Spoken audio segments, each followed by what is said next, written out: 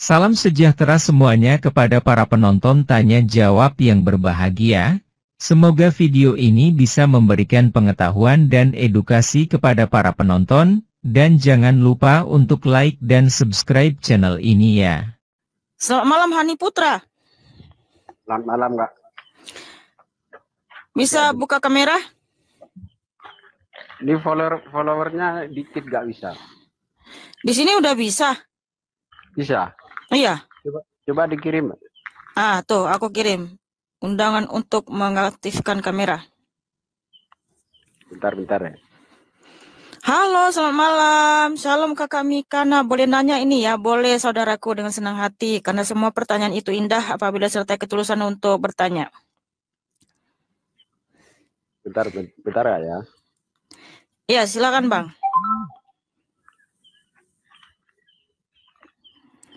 Dari kemarin sepertinya saya lihat ini Bang Hani ini mau minta naik sini ya. Iya, Kak. Ya, silakan Bang. Pertanyaannya apa? Lama sekali kayaknya buka kamera itu. Bentar, cari duduk ya. Oh, cari duduk. Iya. Kakak udah makan, udah, makasih. Ini Kak mau nanya. Iya. Apa itu? Kalau di agama Kakak itu meyakini nggak adanya surga dan neraka itu? Iya, Alkitab sudah terlebih dahulu menuliskan tentang neraka dan surga. Jadi surga itu diciptakan untuk malaikat dan untuk anak-anak Tuhan Yesus. Nah, neraka diciptakan untuk iblis dan antek-anteknya. Iya. Terus itu kalau apa? Semua orang Kristen itu berarti sudah dijamin gitu ya, Kak? Sudah dijamin. Belum bisa, nggak buka kamera, Bang. Belum bisa buka kamera. Nah, itu kan bisa tuh. Nah. Iya. Gimana, Bang Putra? Iya, itu berarti apa? Kalau orang Kristen itu semua itu udah dijamin masuk surga gitu ya?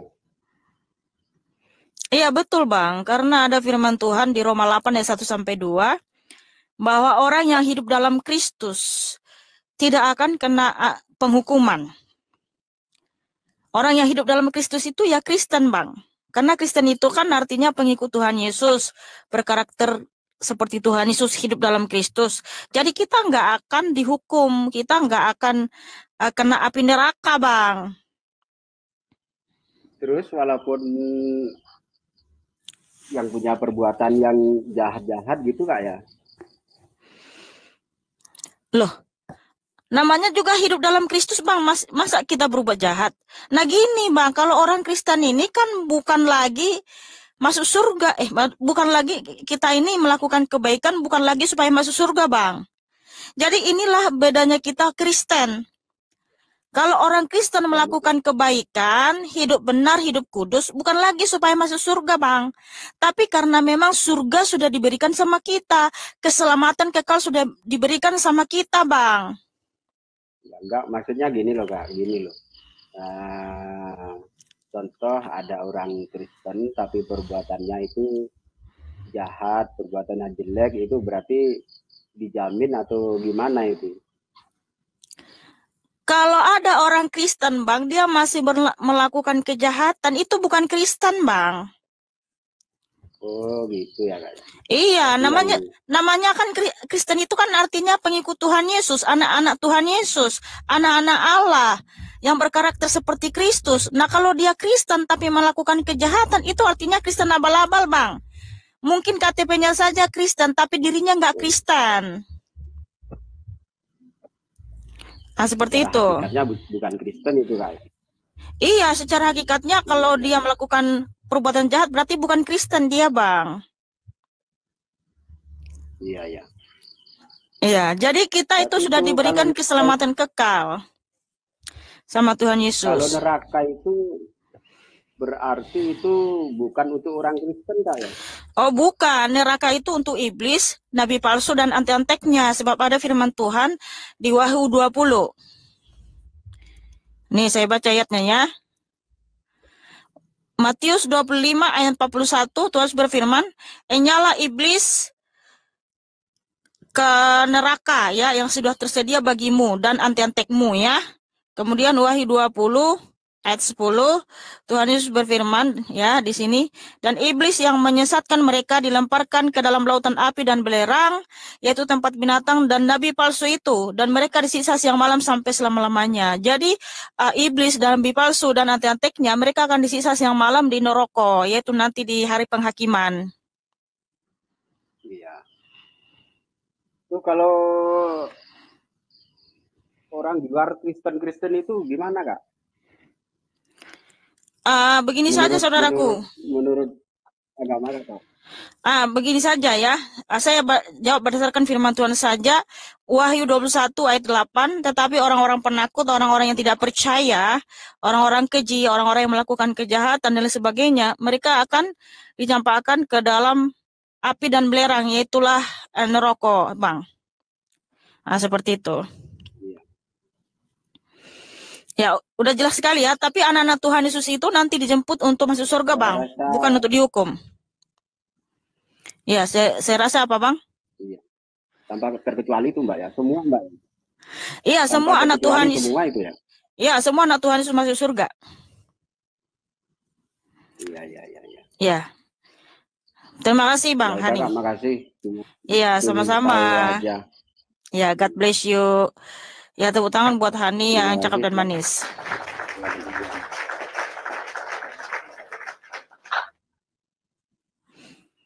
Shalom, shalom semuanya.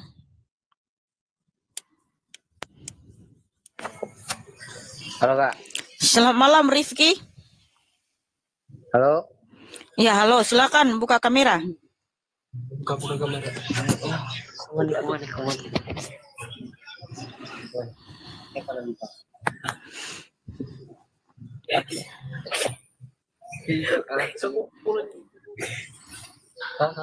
Halo, Kak. Ya, halo juga Rifki. Kak. Ya. Siapa, Kak, yang namanya nabi palsu itu siapa, Pak? Di sini nggak disebutkan namanya.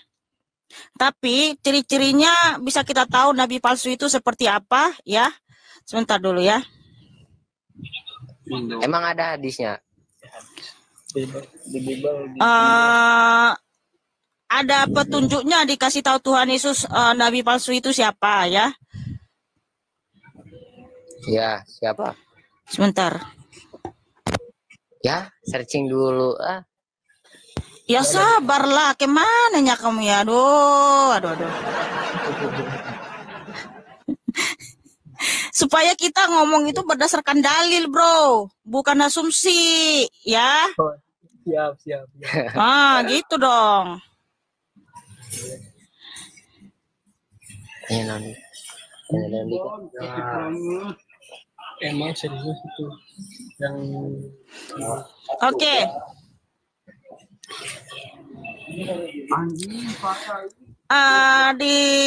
Itu dulu ya, di mute dulu saudaraku. Siapa nabi palsu itu? Ciri-cirinya sudah dinubuatkan dalam Alkitab. Yang pertama, yaitu yang tercatat di Ulangan 18 ayat 20 sampai 22 ya. Nah, apa di situ bunyinya? Kita lihat dulu Ulangan 20 ya. Ulangan, sebentar sabar. Cepat. Ya, Ulangan 18 ayat 20 sampai 22. Nah, tetapi seorang nabi, di mute dulu, nanti berisik. Nah, nggak fokus. Yang pertama ya, ciri-ciri nabi palsu itu yang pertama, Ulangan 18 ayat 20 sampai 22. Tetapi seorang nabi yang terlalu berani untuk mengucapkan demi namaku perkataan yang tidak kuperintahkan untuk dikatakan olehnya, atau yang berkata demi nama Allah lain, nabi itu harus mati. Jika sekiranya kamu berkata dalam hatimu, bagaimanakah kami mengetahui perkataan yang tidak difirmankan Tuhan? Apabila seorang nabi berkata demi nama Tuhan dan perkataannya itu tidak terjadi dan tidak sampai, maka itulah perkataan yang tidak difirmankan Tuhan. Dengan terlalu berani nabi itu telah mengatakannya, maka janganlah gentar kepadanya. Ciri-cirinya itu adalah menyuruh menyembah Allah lain ya. Nah, selain Yahweh. Jadi, bahwa yang harus kita sembah itu hanyalah Yahweh Elohim. Di mana Yahweh Elohim itu adalah Tuhan Yesus Kristus. Jadi ciri-ciri nabi palsu itu adalah mengajarkan bahwa menyembah Allah lain selain Tuhan Yesus yang adalah Yahweh Elohim itu sendiri. Nah, itu yang pertama ya. Yang kedua, ciri-cirinya adalah kita lihat lagi, banyak sebenarnya ciri-ciri nabi palsu di dalam Alkitab yang telah dinubuatkan ya. Yang kedua, dia mati minum racun ya. Yeremia 23 ayat 15. Nah, sebentar saya baca dulu. Yeremia 23 ayat 15. Sebab itu beginilah firman Tuhan semesta alam mengenai para nabi itu. Sesungguhnya aku akan memberi mereka makan ipuh dan minum racun. Sebab daripada nabi Yerusalem telah meluaskan kefasikan ke seluruh negeri ya. Itu yang kedua. Yang ketiga, dia mencuri firman Tuhan dari temannya, yaitu Yeremia 23 ayat 30 ya. Yeremia 23 ayat 30.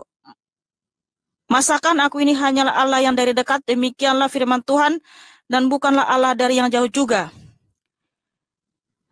30, sorry. Saya bacanya ayat 23 ya. Sebab itu sesungguhnya aku akan menjadi lawan para nabi, demikianlah firman Tuhan, yang mencuri firmanku masing-masing dari temannya. Ya. Jadi, bentar dulu sebelum selesai. Oh, iya. Sabar. Ya, jadi nabi palsu itu dia suka mencuri firman Tuhan ya dari temannya ya, dari orang lain ya. Kemudian ciri-ciri nabi palsu itu dia mengajarkan bahwa Tuhan Yesus tidak disalib, yaitu di 2 Petrus 2 ayat 1. 2 Petrus 2 ayat 1 ya. Sebagaimana nabi-nabi palsu dahulu tampil di tengah-tengah umat Allah, demikian pula di antara kamu akan ada guru-guru palsu. Mereka akan memasukkan pengajaran-pengajaran sesat yang membinasakan, bahkan mereka akan menyangkal penguasa yang telah menembus mereka, dan dengan jalan demikian segera mendatangkan kebinasaan atas diri mereka ya. Jadi nabi-nabi palsu ini, guru-guru palsu ini akan mengajarkan bahwa Tuhan Yesus tidak pernah menebus kita dari kayu salib ya, karena di sini telah menyangkal penguasa yang telah menebus kita ya. Kemudian dia akan disesatkan oleh iblis ya, yang disimpan di dalam gua-gua yang gelap, yaitu 2 Petrus 2 ayat 4. Sebab jikalau Allah tidak menyayangkan malaikat-malaikat yang berbuat dosa, tetapi melemparkan mereka ke dalam neraka, dan dengan demikian menyerahkannya ke dalam gua-gua yang gelap untuk menyimpan mereka sampai hari penghakiman. Nah, kemudian dia juga antikristus ya. Ini saya baca dulu. Nabi palsu itu juga antikristus. Siapakah antikristus itu?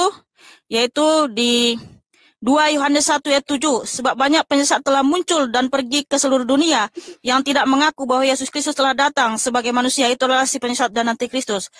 Yaitu komparasi dengan 1 Yohanes 2 ayat 22. Bahwa dia menyangkal Allah itu telah datang menjadi manusia ya. Nah, siapa yang menyangkal bahwa Allah telah datang menjadi manusia, itu penyesat, itu antikristus, itu nabi palsu, guru-guru palsu ya. Nah, seperti itulah ciri-cirinya sudah disebutkan dalam Alkitab. Nah, seperti itu saudaraku. Masih banyak lagi, cuman itu aja dulu. Bukan gini. Kalau sekarang masih ada nabi palsu, apakah masih ada juga? Nabi-nabi palsu itu maksudnya mengajarkan penyesatan.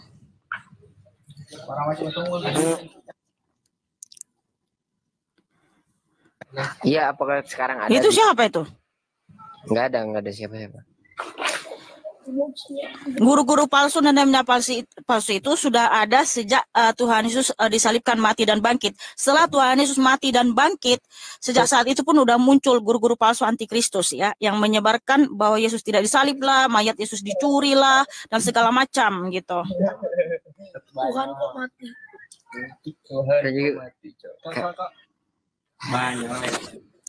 Ya, seperti itu ya. Terima kasih. Tuhan Kristus memberkatimu. Ya, selamat malam, Revi Fans ya. Halo. Selamat malam. Silakan buka kamera. Mau tanya, Kak. Ya, silakan. Tadi kakaknya bilang kalau semua pengikut Kristus itu dijamin masuk surga, benar Kak ya? Iya, memang pengikut Kristus itu surga tempatnya. Terus kalau orang itu sudah menyatakan ikut Kristus, tapi perilakunya tidak mencerminkan perilaku Kristus, seperti yang kakak katakan tadi, itu hanya Kristus KTP, Kristen KTP, itu juga dijamin masuk surga kakak? Ya, kalau dia Kristen tapi dia masih melakukan kejahatan, artinya dia bukan Kristen sejati. Kristen sejati itu yang melakukan perintah Tuhan Yesus, yang taat dan setia kepada Tuhan Yesus, Bang. Nah, Ya, kalau dia nggak semua pengikut Kristus itu masuk surga, Kak. pengikut Kristus itu yang melakukan kehendak Kristus, Bang. Namanya juga pengikut Tuhan Yesus. Nah, kalau dia pengikut Tuhan Yesus berarti berkarakter Kristus, Bang. Nah, kalau dia nggak berkarakter Kristus, artinya dia itu Kristen abal-abal, Kristen KTP doang gitu. Berarti itu kan sudah masuk Kristen, meskipun dia cuma Kristen KTP. Nah, berarti kan ada tempat neraka untuk orang-orang seperti itu, bukan semua orang yang ikut Kristus terus dijamin ditebus dosanya semua bisa masuk surga, kan enggak kan? Ada juga yang masuk neraka, seperti orang-orang yang berkarakter pengikut Kristus tapi karakternya tidak mencerminkan Kristus. Berarti itu kan juga ada orang-orang seperti itu yang ya, artinya dia bukan Kristen, Bang. Kalau dia tidak berkarakter Kristus dan dia masih melakukan dosa, masih melakukan kejahatan, artinya dia bukan Kristen.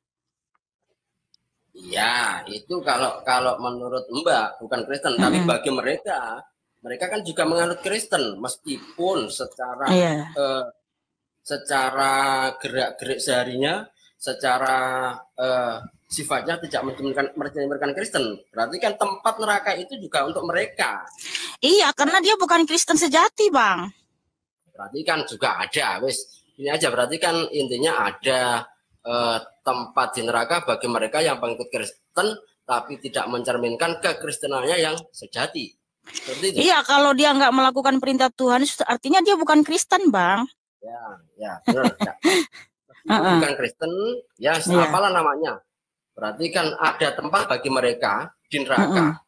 Ya, itu aja. Berarti kan juga Tuhan itu menyediakan tempat bagi orang yang menyatakan menganut Kristen tapi perilakunya tidak mencerminkan Kristus.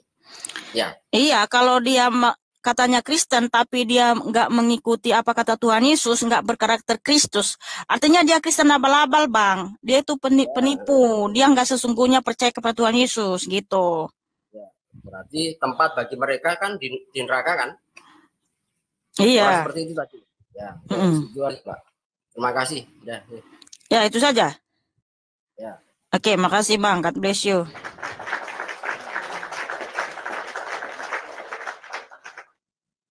Saudara-saudara sekalian, pada video yang sudah kita saksikan bersama ini kita tahu ada beberapa pertanyaan, yaitu tentang apakah di Kristen itu meyakini tentang adanya surga dan neraka. Umat Kristen yang percaya Yesus sudah pasti masuk surga.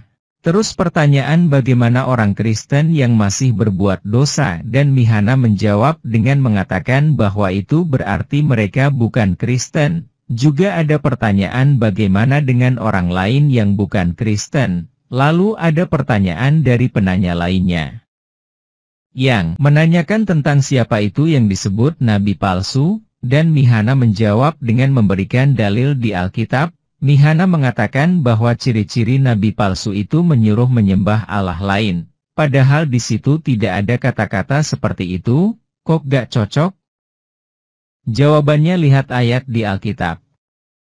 Roma 8:1 demikianlah sekarang tidak ada penghukuman bagi mereka yang ada di dalam Kristus Yesus. Roma 8:2 Roh yang memberi hidup telah memerdekakan kamu dalam Kristus dari hukum dosa dan hukum maut. Matius 25:41 dan ia akan berkata juga kepada mereka yang di sebelah kirinya, enyahlah dari hadapanku, hai kamu orang-orang terkutuk, enyahlah ke dalam api yang kekal yang telah sedia untuk iblis dan malaikat-malaikatnya. Wahyu 21:8 tetapi orang-orang penakut, orang-orang yang tidak percaya, orang-orang keji, orang-orang pembunuh, orang-orang sundal, tukang-tukang sihir, penyembah-penyembah berhala dan semua pendusta, mereka akan mendapat bagian mereka di dalam lautan yang menyala-nyala oleh api dan belerang. Inilah kematian yang kedua. Ulangan pukul 18.20. Tetapi seorang nabi, yang terlalu berani untuk mengucapkan demi namaku perkataan yang tidak kuperintahkan untuk dikatakan olehnya, atau yang berkata demi nama Allah lain, nabi itu harus mati. Ulangan pukul 18.21. Jika sekiranya kamu berkata dalam hatimu, bagaimanakah kami mengetahui perkataan yang tidak difirmankan Tuhan? Ulangan pukul 18.22. Apabila seorang nabi berkata demi nama Tuhan dan perkataannya itu tidak terjadi dan tidak sampai, maka itulah perkataan yang tidak difirmankan Tuhan. Dengan terlalu berani nabi itu telah mengatakannya, maka janganlah gentar kepadanya. Yeremia pukul 23.15. Sebab itu beginilah firman Tuhan semesta alam mengenai para nabi itu, sesungguhnya, aku akan memberi mereka makan ipuh dan minum racun, sebab dari para nabi Yerusalem telah meluas kefasikan ke seluruh negeri. Yeremia pukul 23.30. Sebab itu, sesungguhnya, aku akan menjadi lawan para nabi, demikianlah firman Tuhan, yang mencuri firmanku masing-masing dari temannya. 2 Petrus 2:1. Sebagaimana nabi-nabi palsu dahulu tampil di tengah-tengah umat Allah, demikian pula di antara kamu akan ada guru-guru palsu. Mereka akan memasukkan pengajaran-pengajaran sesat yang membinasakan, bahkan mereka akan menyangkal penguasa yang telah menebus mereka dan dengan jalan demikian segera mendatangkan kebinasaan atas diri mereka.